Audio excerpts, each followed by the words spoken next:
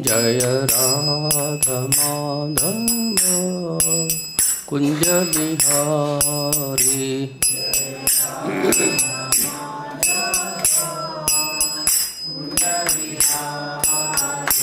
जय गोपी जन वल्लभ गिरवरधारी।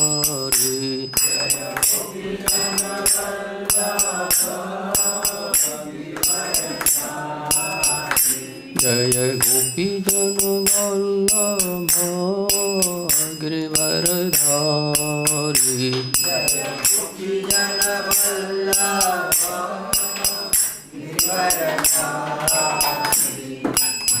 यशोदानंदन ब्रज जन रंजन।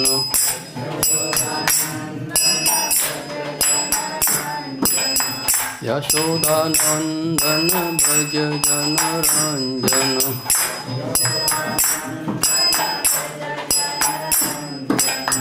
यमुना तीर वनचारी।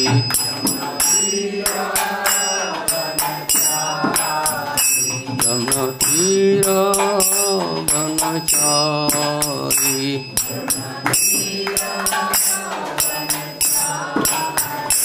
जय राधा माधव कुंज बिहारी।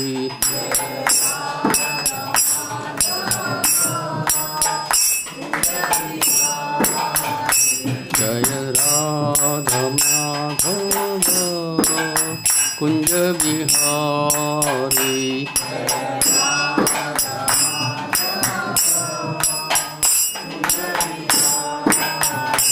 जय गोपी जन वल्लभ गिरवरधारी।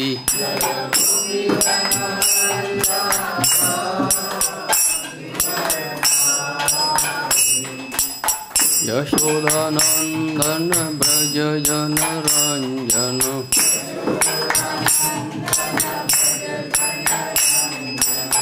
यशोदानंदन ब्रज जन रंजन।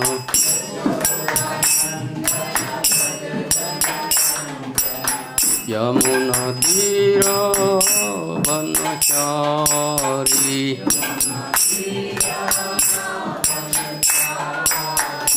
हरे कृष्ण कृष्ण कृष्ण हरे हरे, हरे राम राम राम हरे हरे।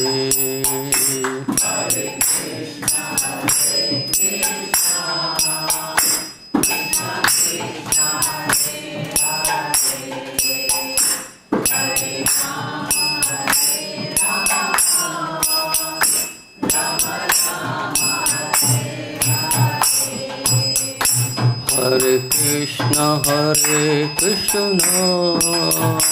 कृष्ण कृष्ण हरे हरे, हरे राम राम राम हरे हरे।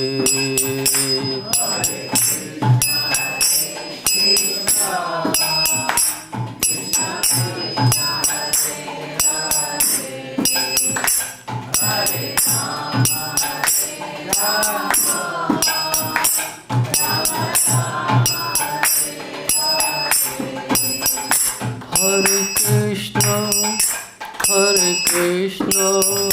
कृष्ण कृष्ण हरे हरे, हरे Ram Ram Ram Hare Hare.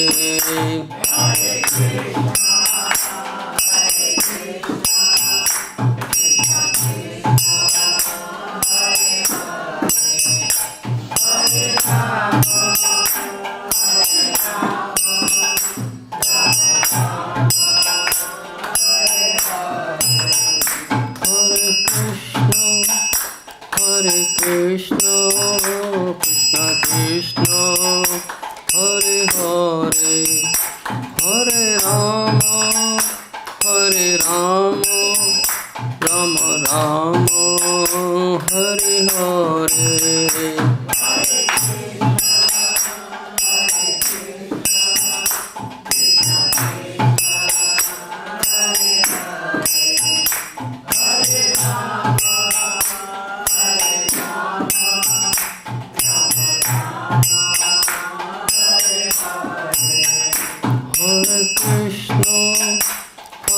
Krishna Krishna Krishna Hare Hare Hare Rama Rama Rama Hare Hare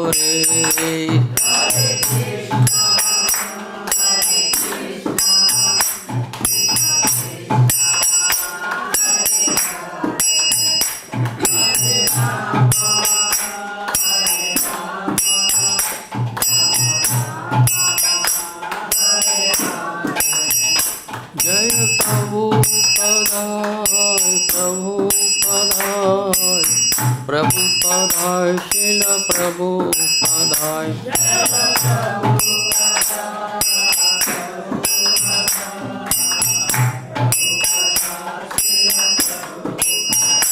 Jaya Jaya Prabhupada Prabhupada Prabhupada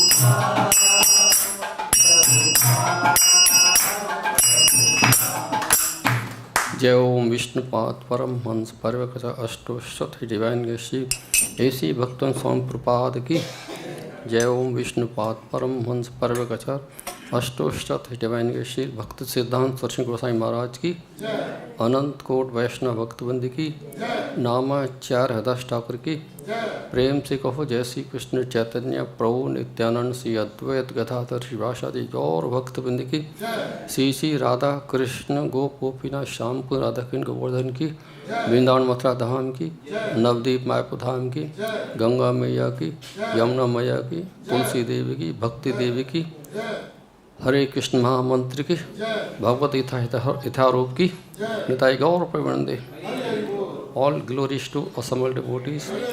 All glories to assembled devotees. All glories to assembled devotees.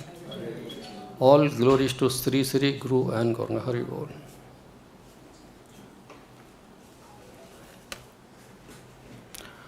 Om Ajnanatrimandasya Jnananjanashalakaya Chachurmilitam Aina Tasmai Sri Gurme Namah Sri Chaitanya Manobhishtam स्थापितम ऐन भूतले स्वयं रूप कथा मह्यम ददाति शब्दान्तिकं वन्देऽहं श्रीगुरु श्रीयुतकमलं श्रीगुरून् वैष्णवांश्च श्रीरूपं साग्रजातं सगणरघुनाथं वितं तं सजीवं स्वावधूतं सावधूतं परिजनसहितं कृष्णचैतन्यदेवं श्रीराधा कृष्णपादानुच्छय गणललिता विशाखामितांच हे कृष्ण करुणा सिंधु दीनबंधु जगतपते गोपेश गोपिका कांत राधा कांत मुस्ते तप्त कांचन गौरांगी राधे वृंदावनेश्वरी वृषभानुसुते देवी प्रणमाम हरिवे वाञ्छाकल्पतरुभ्यश्च कृपा सिन्धुभ्यश्च पतितानां पावनेभ्यो वैष्णवेभ्यो नमो नमः। जय श्री कृष्ण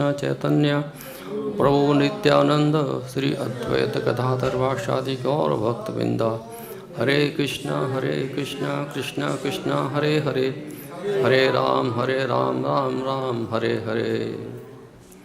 ओम नमो भगवते वासुदेवाय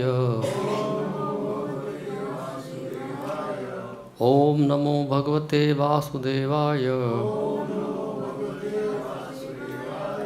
ओम नमो भगवते वासुदेवाय। हरे कृष्णा। आज हम भगवत गीता अध्याय 1 और श्लोक संख्या 5 से लेकर 8 तक अध्ययन करेंगे।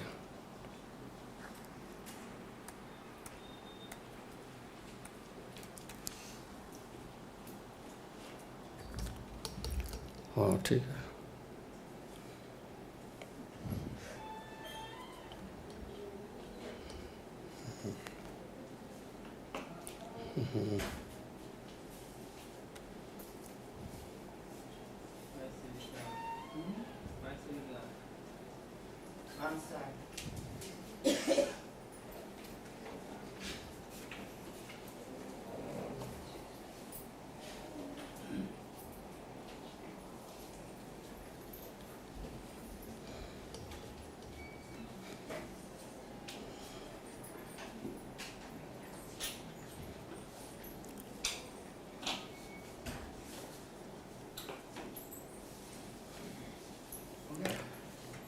मैं खुद जो है 5 से लेकर 8 तक मैं पढ़ूँगा, उसे आप दोहराएंगे, फिर हम 8 को फिर हम डिटेल में पढ़ेंगे, ठीक है।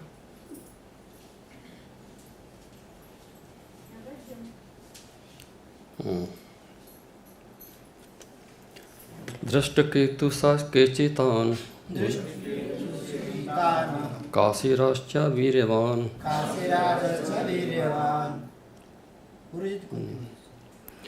पुरुजिन् कुन्ती भोजश्च शैपश्च नरपुंगवः। इसका अर्थ है, इसके साथ ही दृष्टकेतु, चेकितान, काशीराज, पुरुजित, कुंती भोज तथा शैप जैसे महान शक्तिशाली योद्धा भी हैं। पहले टेक्स्ट में भी कुछ योद्धाओं का वर्णन है, तो इसके अतिरिक्त ये हैं। युधामन्युश्च विक्रांत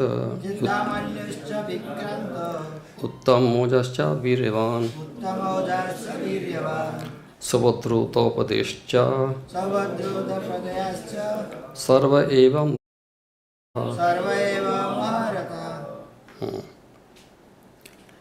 पराक्रमी युधामन्यु, अत्यंत शक्तिशाली उत्तम मोजा, सुभद्रा का पुत्र तथा द्रौपदी के पुत्र, ये सभी महारथी हैं।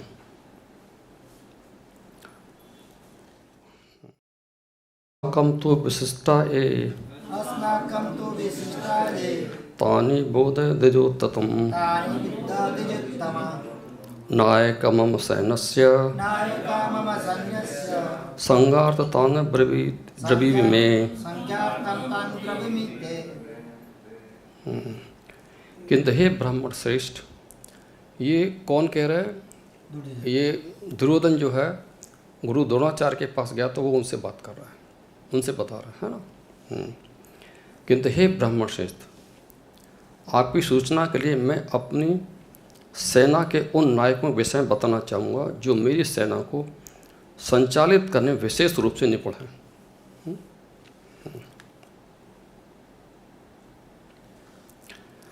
भवान भीमश्च कर्णश्च कृपश्च समति जय अश्वत्थामा विकर्णश्च सोमदत्ति तथैव च भवान् भीमश्च कर्णश्च कृपश्च समति जय अश्वत्थामा विकर्णश्च सोमदत्ति तथैव च भवानी भीमस्य च कर्णश्च कृपश्च समन्ति जय अश्वत्थामा विकर्णश्च सोमदत्ति तथैव च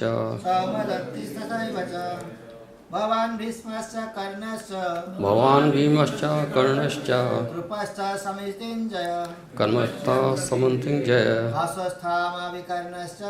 अश्वत्थामा विकर्णश्च तथैव च सोमदत्ति तथैव च भवान् भीमश्च कर्णश्च समन्तिञ्जय अश्वत्थामा विकर्णश्च सोमदत्ति तथैव च भवान् भीमश्च कर्णश्च समन्तिञ्जय अश्वत्थामा विकर्णश्च सोमदत्ति तथैव च मत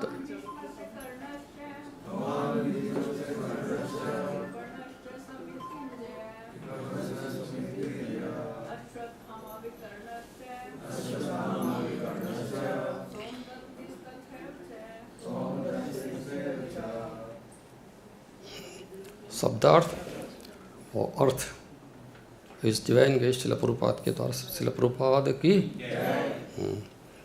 भगवान आप भीष्म भीष्म पितामह चा भी कर्ण कर्ण चा और कृपा कृपाचार्य चा तथा सपंती जय सदा संग्राम विजयी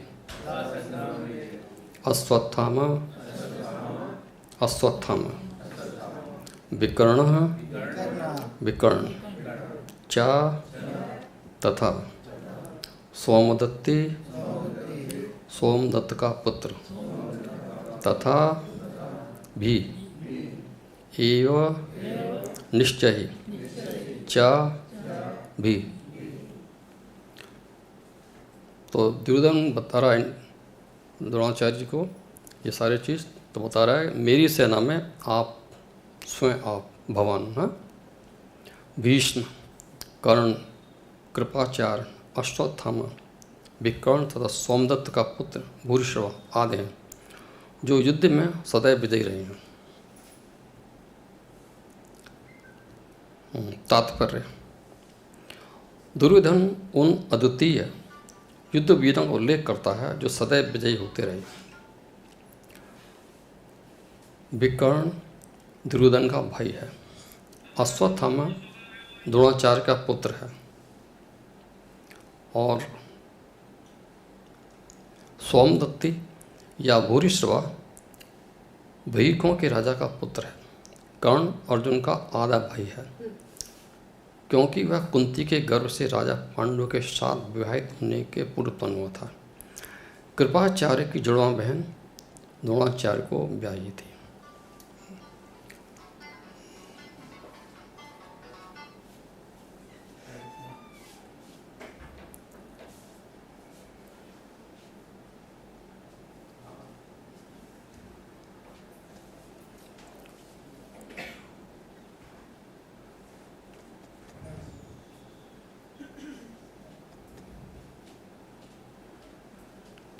तो इसमें पांडवों की सेना और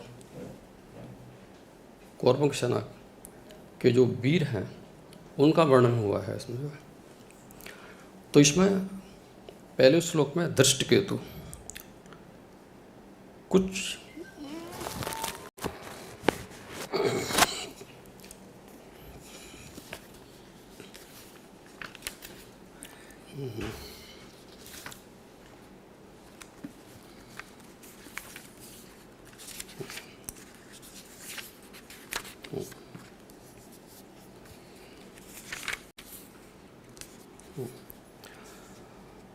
धृष्टकेतु च केचितान् काशीराच वीर्यवान् पुजित कुंती भोजश्च शैवश्च नरपुंगमः।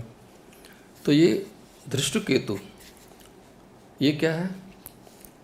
ये जो है पांडवों की सेना में जो है ये सेनापति थे। ये चेती काशीराज और कुश सेना के नेता थे। भीष्म रेटिंग के अनुसार वे एक महारथी थे, महान योद्धा थे, मतलब कम नहीं थे मतलब।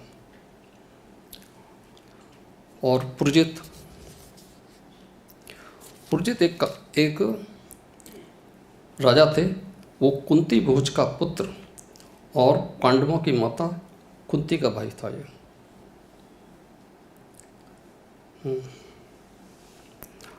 उसका एक भाई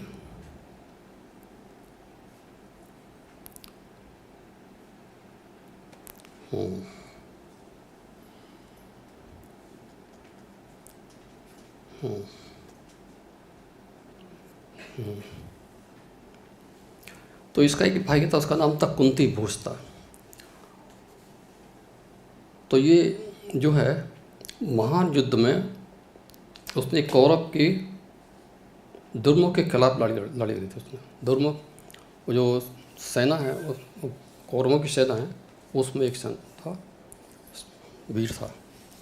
अब चेकितान कौन सा था? ये वृषवंशी यादव थे जो एक महारथी योद्धा और बड़े शूरवीर थे। पांडवों की सेना 7 अक्षणी सेना थी, तो वो कहते प्रत्येक एक सेना का एक सेनापति होता था। तो इस प्रकार से 7 सेनापतियों के एक महान थे वो जो दुश्मन सेना 7 अक्षणी सेना थी, तो हर एक अक्षणी सेना का एक सेनापति होता था, वो सेनापति था अक्षणी सेना का। चेकितान एक काशीराज, ये काशी के राजा थे। तो ये कौन थे? अम्बा अम्बालिका और अंबिका अम्बालिका, ये इसके पिता थे। हाँ? तो जिनका विवाह भीष्म सौतेले भाई विचित्रवीर से हुआ था। विचित्रवीर थे ना खास तौर से, जिनसे ये पांडुपुत्र और धृतराष्ट्र इनका जन्म हुआ था। शैव जो है भारत के प्राचीन राजा थे, वे संजय के पिता थे। और कृषि और ऋषि नारद और ऋषि पर्वत के घनिष्ठ मित्र थे। दुर्योधन ने भी स्वीकार किया था कि ये एक बहुत महान मतलब सैनिक थे। मतलब युधामन्यु पांचाल नरेश जो महाभारत में पांडवों की ओर से लड़े थे, इनके भाई का नाम उत्तमौजा था और दोनों ही परम पराक्रमी और धनुर्धर थे। कहते इसका वास्तविक नाम कुछ और ही था, पर अपने शस्त्रों से क्रूरता रोके युद्ध करने से इनका नाम प्रसिद्ध हो गया था। महाभारत के पात्र उत्तमौजा एक पराक्रमी राजा था, जिससे युद्ध विशारद और वीरवान कहा गया है। इसने पांडवों की ओर से युद्ध किया था। दुर्योधन के घायल होने के बाद जब अश्वत्थामा ने पांडव शिविर पर आक्रमण किया, तो धृष्टद्युम्न के बाद युद्ध में वीरगति को प्राप्त हुआ था। शिखंडी भी इसके बाद वीरगति को प्राप्त हुआ था। तो पहले ये वीरगति को प्राप्त हुआ, तो उसके बाद धृष्टद्युम्न और शिखंडी इसके। अब सुभद्रा पुत्र, ये अभिमन्यु के पुत्र थे, सबको पता है आपको। तो इन्होंने क्या किया था, जो चक्रव्यूह की रचना जो कौरव जो श्रेष्ठ द्रोणाचार्य ने रची थी, उसमें 7 गेट थे। उस 7 गेट में जो है वो 6 गेट तक पहुंच गया था, 7 में पटक गया था। इसके लिए उसने अच्छी तरह युद्ध किया था और वो वीरगति को प्राप्त हुआ था, 7 में पाया। उसके विरुद्ध जो है, हालांकि युद्ध में जो है एक के साथ एक को युद्ध करना था, ये पहले डिसाइड हुआ था। हाँ? लेकिन उसको मारने के लिए दुर्योधन ने खुद आदेश दिया था, इसको मारो इसको, वरना ये सबको परास्त कर देगा। हाँ? तो ये मतलब उसका अभिमन्यु जो है। और अभिमन्यु ने क्या किया कि वो जो है जब वो सुभद्रा के मतलब गर्भ में था, तो ये चक्रव्यूह का भेदना जो है उसने अपनी माता के गर्भ में ही सीख लिया था। ये एक विशिष्ट बात थी खास से, क्योंकि ये आसान काम नहीं है, क्योंकि गर्भ में मतलब सुनना और समझना और युद्ध को जो है वो बहुत मुश्किल काम है। खास से पता नहीं कोई कर सकता है, खास से बिरला ही खास से। और द्रौपदी के पुत्र थे, तो ये 5 कुमार थे द्रौपदी के। तो इसका नाम है प्रतिबिंद, जो महाराज युधिष्ठिर का पुत्र था। सतनिक जो भीम का पुत्र था। सुतसोम ये अर्जुन का पुत्र था। श्रुतसेन जो नकुल का था। और सुतकर्मणा जो सहदेव का पुत्र था। तो इन सबों ने जो है महाभारत की युद्ध में पांडवों की तरफ युद्ध किया था। इनके बारे में ये था, जब युद्ध अंतिम दिन में था, तो उस अंतिम दिन में जब युद्ध जो है भीम और दुर्योधन के मध्य युद्ध हो रहा था, तो भीम ने उसकी जांग पर मतलब गदा से प्रहार किया था, जिससे उसकी जंघा टूट गई थी उसकी जो है, और घायल हो गया था। घायल अवस्था में वो उसको पांडव और भगवान कृष्ण जो उसको छोड़ के चले गए थे। भगवान ने आदेश दिया था कि इसको यहीं रहने दो, अब हम चलते हैं। तो वापस अपने शिविर में आ गए थे। अपने शिविर आने के बाद जब बाद में जो है गुरु द्रोणाचार्य का पुत्र जो है अश्वत्थामा, वो उससे मिलने पहुंचा। कृपाचार्य भी थे। तो उन्होंने कहा, अरे ये युवराज तो मतलब घायल अवस्था में है, ऐसा कैसे हुआ? तो उन्होंने कहा दुर्योधन ने कि मेरी इच्छा है कि मेरे को जो है भीम का सर चाहिए। तो अश्वत्थामा जो है वो पांडवों के शिविर में गया। जो पांडवों के शिविर में गया था, उसके 5 पुत्र थे, वो सो रहे थे, और उसने धनुष से अपना उसका तीर चलाया तो एक साथ ही उसने 5 के जो गर्दन थी सर से धड़ अलग कर दिया। उसके बाद वो 5 को लेकर के उसके पास पहुंचा, दुर्योधन के पास। उन्होंने कहा सर भीष्म का जो है, उन्होंने कहा मैं आपके आज्ञा अनुसार मैं पांडवों को सिर लेकर आया हूँ। तो उन्होंने कहा इसमें भीम का कौन सा है? तो भीम का जब उसने सामने रखा तो उसने एक घूंसा मारा उसके अंदर, मतलब तो वो टूट गया। उन्होंने कहा ये इतनी आसानी से टूट गया है, ये भीम का नहीं हो सकता यार, तुमने गलती की है, ये भीम की नहीं, ये पांडवों के जो है ये सर नहीं है। आपने जो है मतलब कहने का मतलब है अन्य जो है किसी और के मतलब उनके पुत्रों के आपने सर लेके आए हो, ये अपना गलत किया आपने, और अपने कुल का भी नाश कर दिया एक तरह से। तो ये उसकी कहानी थी इसकी जो है अश्वत्थामा के। फिर अंत में यह है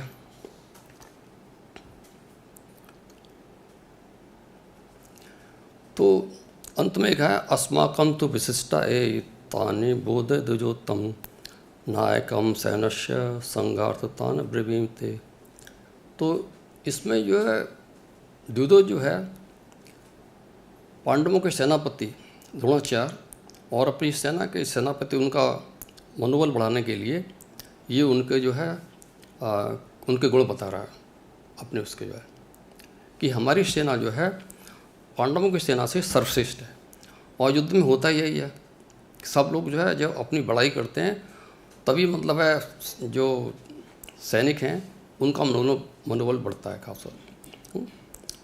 तो तब वो बता रहा है आगे सोच में, भगवान भीमश्च कर्णश्च कृपश्च समतिम जय अश्वत्थामा विकर्णश्च सौमदत्ति तथैव च। तो बता रहा है मेरी सेना में स्वयं आप मीन्स द्रोणाचार्य। तो द्रोणाचार्य तो मतलब क्या है? द्रोणाचार्य तो मतलब युद्ध विशारद थे, युद्ध के गुरु थे, मतलब लड़ाई के मतलब शस्त्रों के गुरु थे। जो कौरव पांडव के सेना के जो जितने भी वीर थे सब ने उनसे शिक्षा पाई थी युद्ध की।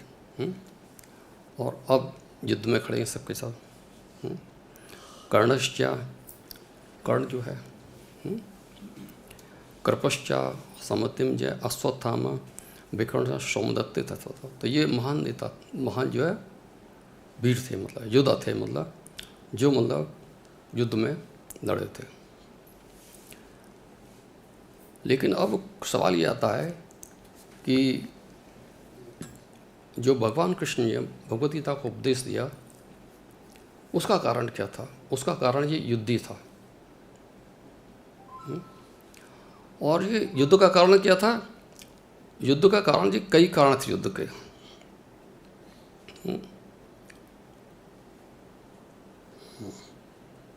एक तो युद्ध का कारण स्वयं धृतराष्ट्र था। धृतराष्ट्र जो है वो जो है न्याय संगत नहीं था। उसमें जो है अपने दुर्योधन और कौरवों के प्रति जो बड़ी आसक्ति थी, उसके अंदर अटैचमेंट था। उस अटैचमेंट का कारण ही था कि वो जो है पांडवों के साथ जो है न्याय नहीं कर सका। अगर वो पांडवों के साथ न्याय करता तो हो सकता है युद्ध नहीं हो सकता होता। उन्होंने किसी तरह से ज़बरदस्ती जो है वो जो युधिष्ठिर था, जो हस्तिनापुर का अधिकारी था, और उसको पहले युवराज तो बना दिया था, लेकिन बाद में उन्होंने जो है उनको जो है वारणावत में जो है उनको भेजा। वहाँ पे जो है ऐसा महल बनाया जिसमें अग्नि लग जाती थी, और उस महल को अग्नि लगाती, लेकिन पांडव बच के भाग गए थे खास से। काफ़ी दिनों के बाद जब वापस आए तब उनको जो है ये हस्तिनापुर का विभाजन किया, और उसके बाद जो है उसको जो है इंद्रप्रस्थ का राजा घोषित किया। तो इस तरह से मतलब उसका जो है चरित्र जो है वो सही नहीं, ईमानदारी नहीं थी उसके अंदर, वो हमेशा बेईमानी से भरा हुआ था। इस बेईमानी के कारण ही मतलब जो है ये उसका युद्ध हुआ था जो है। और महाभारत युद्ध का जो मुख्य कारण है वो दुर्योधन का अहंकार था। वह पांडवों को एक सुई की नोक के बराबर भी भूमि नहीं देना चाहता था, समझ लो। जब भगवान जो है विश्व शांति दूत बन के हस्तिनापुर गए थे, तो वहाँ पर भी दुर्योधन ने उनको किसी तरह का राज्य देने के लिए मना कर दिया। तो अंत में भगवान कृष्ण से जो है उनसे सिर्फ 5 गांव मांगे थे कि जो मैं कहता हूँ, भगवान ने कहा जो मैं मांग रहा हूँ वो जो है पांडव आपसे स्वीकार कर लेंगे। लेकिन नहीं, उस सभा में भरी सभा में उसने यही कहा कि मैं उन पांडवों को जो है एक सुई की नोक के बराबर भूमि नहीं देना सकता। और यही बड़ा कारण था कि अगर उनको 5 गांव मिल जाते तो शायद ये युद्ध टल जाता। युद्ध का ये कारण था।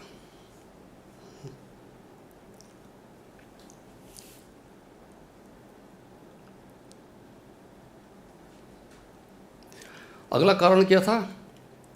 अगला कारण था कि मतलब है जब इंद्रप्रस्थ का उद्घाटन हुआ था तो पांडवों ने जो है कौरवों को बुलाया था। जब कौरवों को बुलाया था तो दुर्योधन जो है अपने साथियों के साथ जो महल को देख रहा था। उस महल में ऐसी जगह थी, कहीं मतलब ऐसा लगता था कि यहाँ पानी है और पानी नहीं होता था, और जहाँ पानी नहीं है वहाँ दिखता था पानी हो जाता था।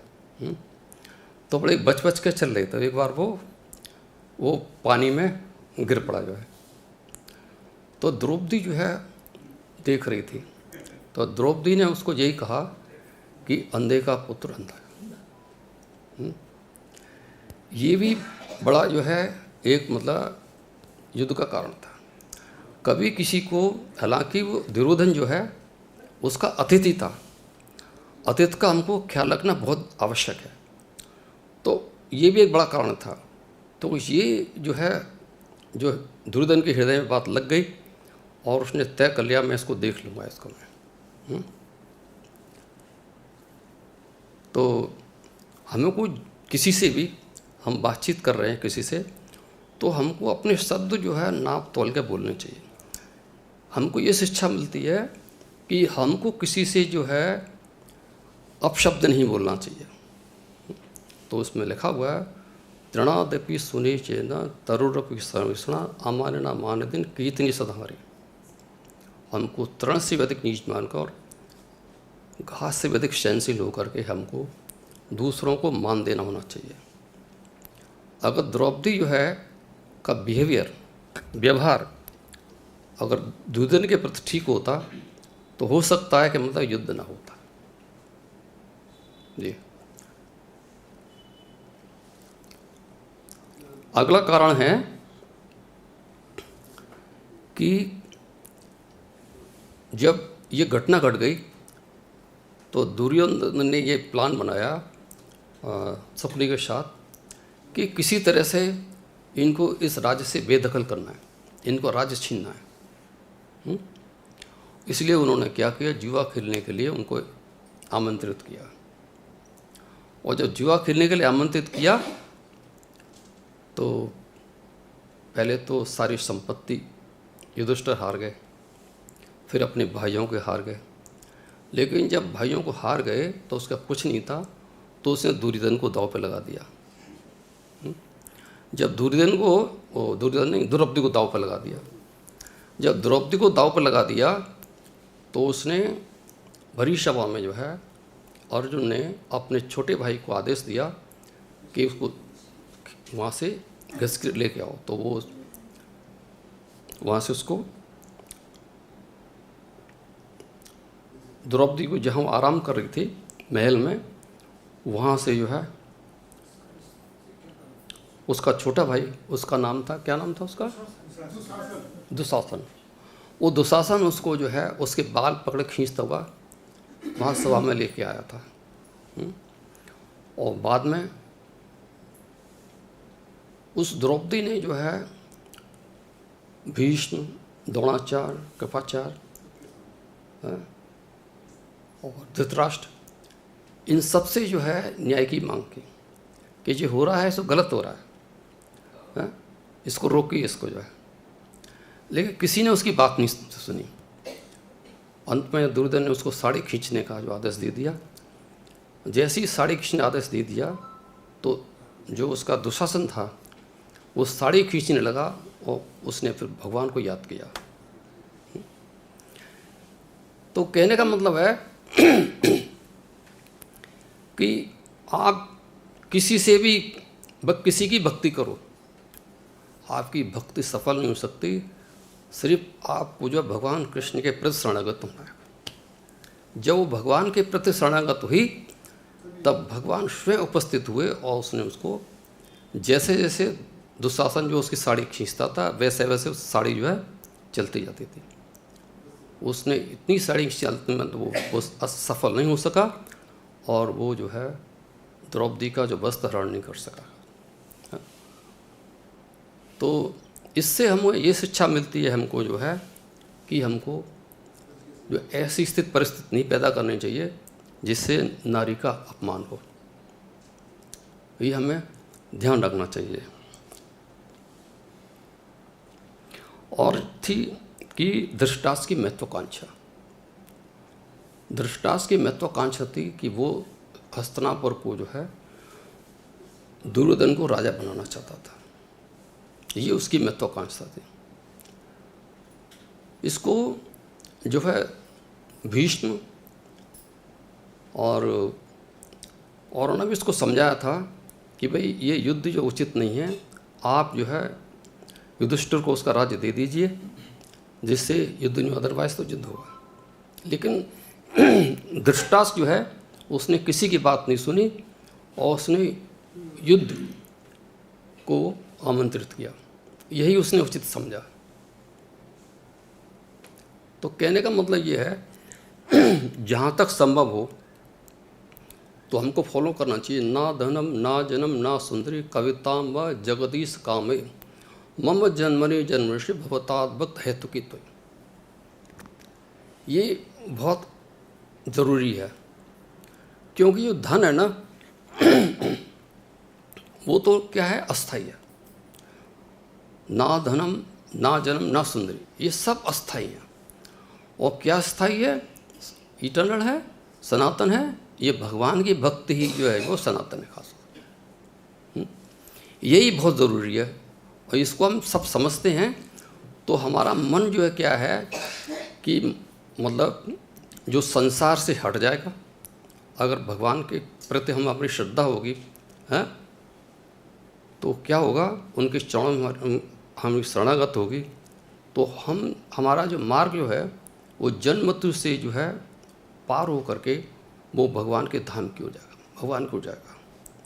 यही बहुत ज़रूरी खास बात है। इससे हमें शिक्षा मिलती है कि हमको जो है इस जो भौतिक संसार में हमको लिप्त नहीं होना है। हमको जो है आसानी से जो भी हमको मिल जाता है वो लीजिए, अदरवाइज़ आपको ज़्यादा जो है मेहनत करने की ज़रूरत नहीं है। ज़्यादा जो है भौतिक चीज़ों के लिए आपको प्रयत्न करने की ज़रूरत नहीं है।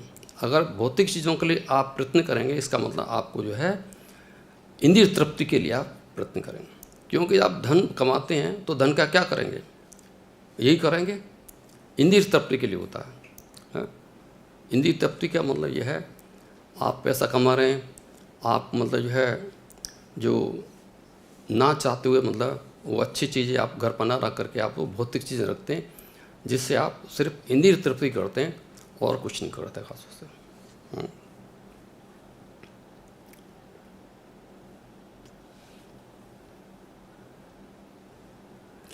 एक और चीज़ है, एक रामायण में युद्ध हुआ था और एक महाभारत में युद्ध हुआ था।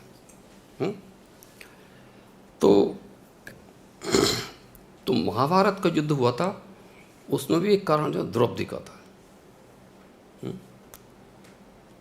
द्रौपदी की जो मतलब जिस तरह उसका बर्ताव हुआ था, तो वो धर्मपरायण मतलब धार्मिक नारी थी वजह। और दूसरी तरफ रामायण में क्या था? रामायण ने जो है सीता को चुरा लिया था। इन दोनों के साथ ही एक जैसा व्यवहार, दोनों के जो है क्या है समाप्त हो गए थे। लंका भी समाप्त होकर जल हो गई थी, और ये महाभारत के जितने मतलब योद्धा थे, कौरव थे, सारे के सारे मारे गए थे। दी है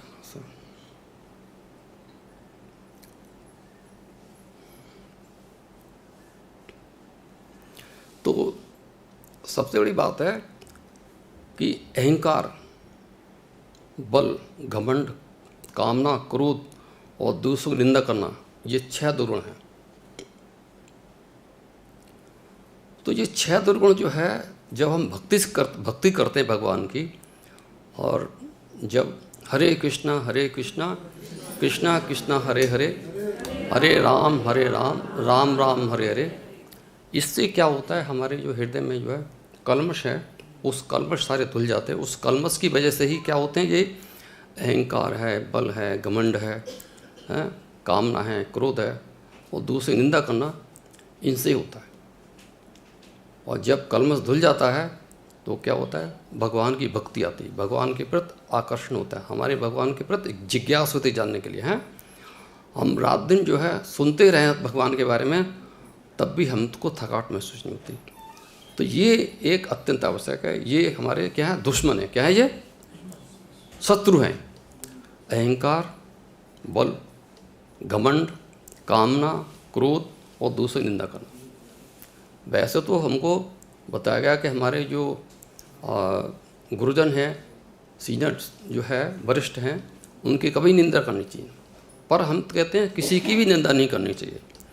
क्योंकि जब भी आप किसी की निंदा करेंगे तो आपका ध्यान जो है भक्ति से हटकर, भगवान के चरणों से हटकर जो है उस ओर लग जाएगा। तो इस ओर आपको ध्यान नहीं देना चाहिए। हमको क्या करना चाहिए, हमको जो भगवान के चरणों में शरण लेनी चाहिए।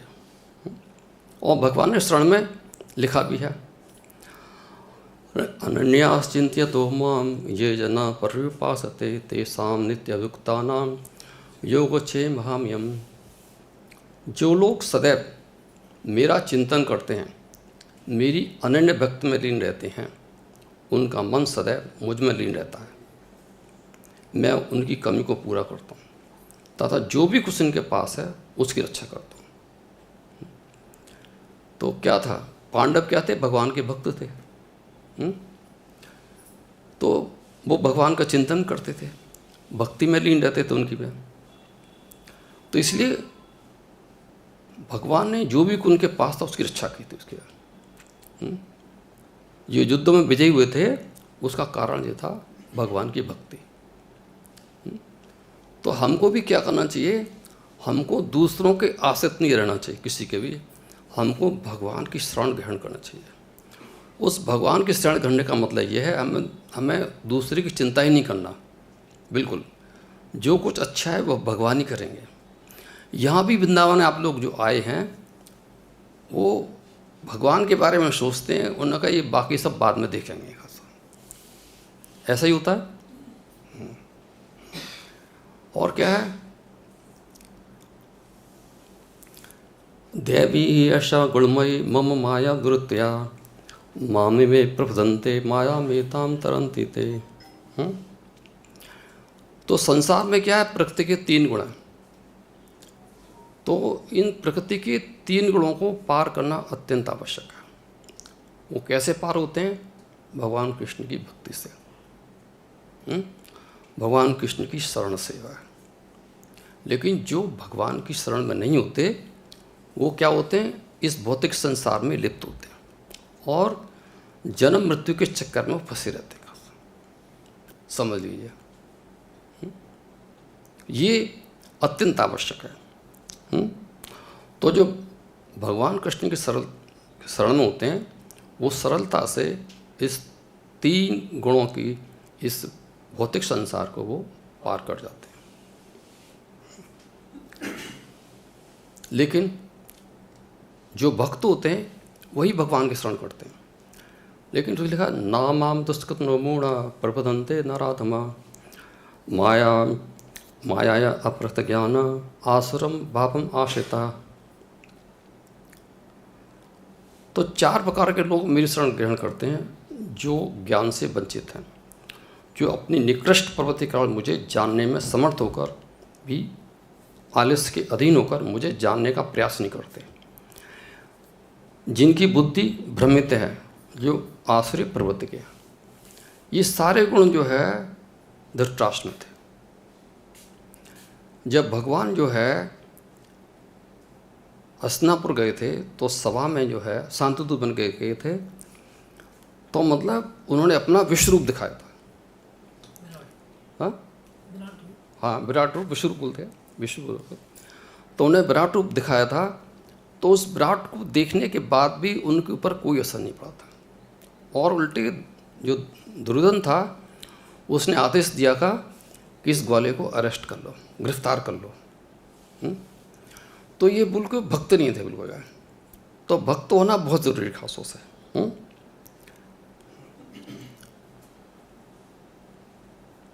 लेकिन भगवान क्या करते हैं?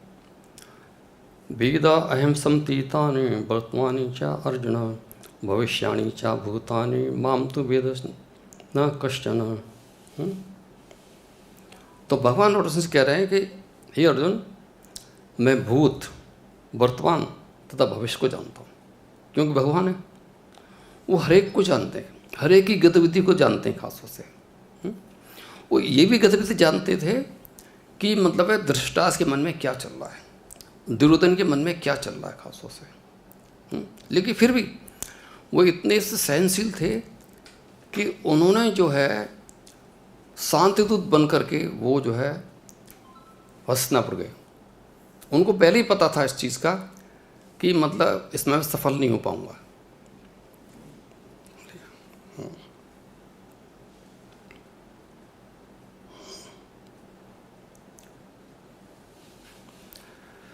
योग समूहम सर्वभूतेषु नामे दृष्टि नास्ति प्रिय ये भजन्ति तु माम भक्ता मयि ते तेषु चापि हम।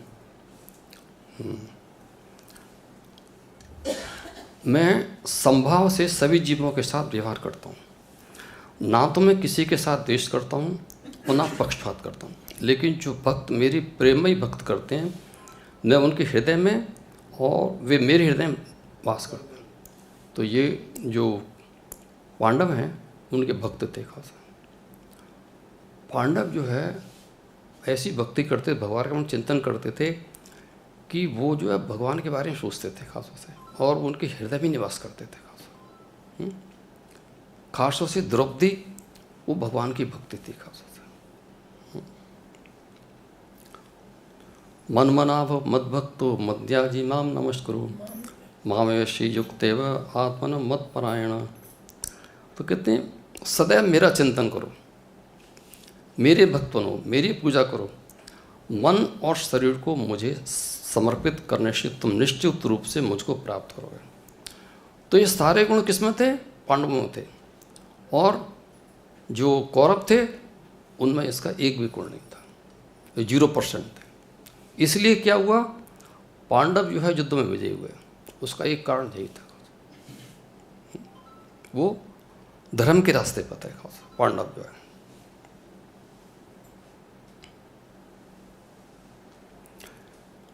अंत में श्लोक है उसका, यत्र योगेश्वर कृष्णो यत्र पार्थो धनुर्धर तत्र विजयो मृत्युर्वा नीति मति मम। जहाँ योग के स्वामी श्री कृष्ण और श्रेष्ठ धनुर्धर अर्जुन है, वह निश्चित रूप से अनंत ऐश्वर्य, विजय, समृद्धि और नीति होती है, ऐसा मेरा निश्चित है। अर्जुन का मतलब यहाँ पर है शरण है, भगवान की भक्ति। क्योंकि युद्ध के मैदान में तो सभी कुछ थे, हैं? पर अर्जुन के नाम क्यों आया? अर्जुन का नाम इसलिए आया कि अर्जुन जो है भगवान का भक्त था। अगर भगवान के साथ है लेकिन भक्त नहीं है तो उससे फायदा क्या? वैसे तो वही साथ में होगा जो भगवान का भक्त है, और दूसरा कोई नहीं होगा। तो भक्ति ही सर्वश्रेष्ठ है, भक्ति से ही सब कुछ होगा। हमारे जीवन का लक्ष्य है वो भक्ति से ही प्राप्त होगा, अन्य किसी से भी नहीं कर सकता। तो इससे हमको यही शिक्षा मिलती है कि हमको भक्ति करना अति आवश्यक है, खासतौर से अनन्य भक्ति, वह सिर्फ भगवान कृष्ण की भक्ति।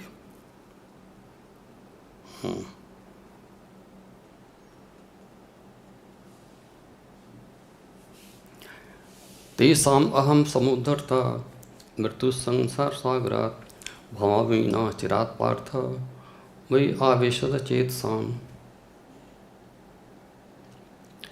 लेकिन जो अपने सभी कर्मों को मुझे समर्पित करते हैं और मुझे परम लक्ष्य समझकर मेरी आराधना करते हैं, अनन्य भक्ति से मेरा ध्यान करते हैं, मन को मुझ में स्थिर कर अपनी चेतना को मेरे साथ एकीकृत कर देते हैं, हे पार्थ उन्हें शीघ्र जन्म मृत्यु के सागर से पार कर उनका उद्धार करता हूँ।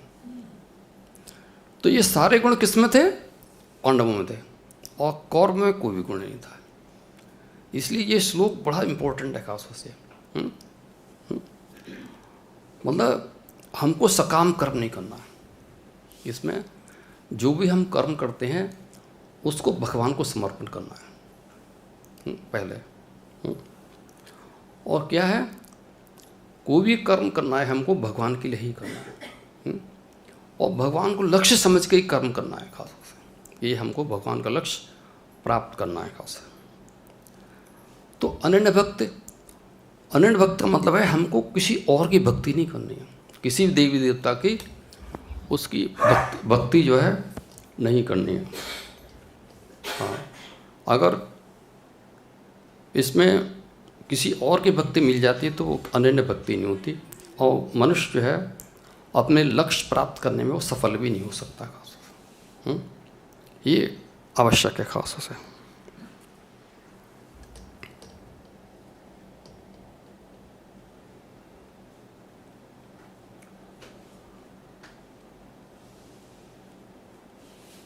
जो कोई मनुष्य ब्रह्म को पाने की पात्रता प्राप्त कर सकता है वह विशुद्ध बुद्धि और दृढ़ता से इंद्रियों को संयत रखता है। क्योंकि जो इंद्रियां हैं वो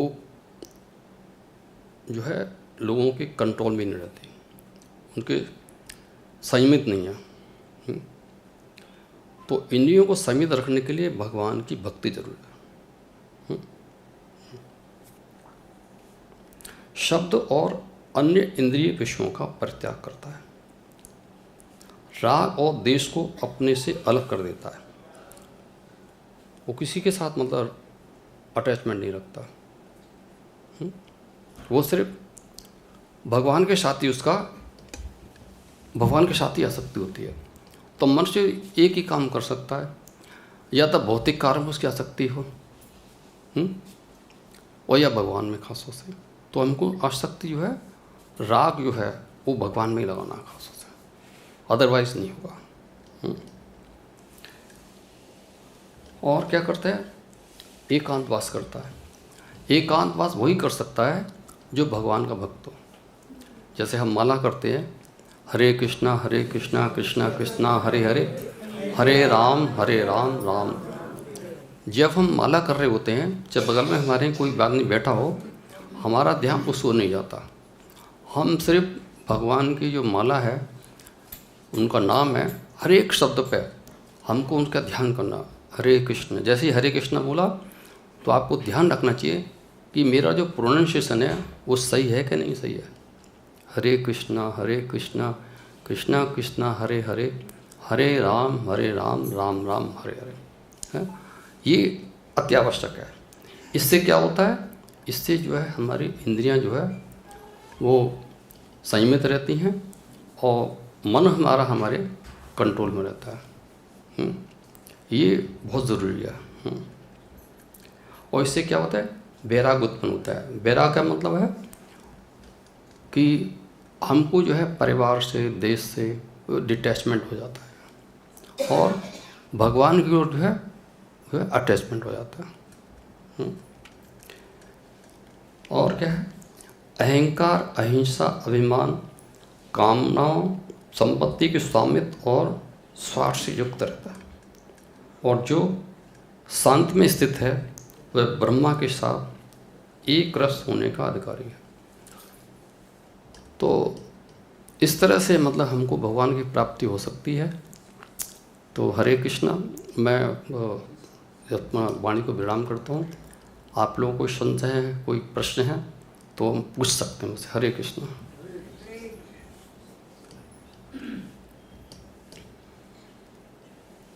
हरे Krishna. Thank you very much.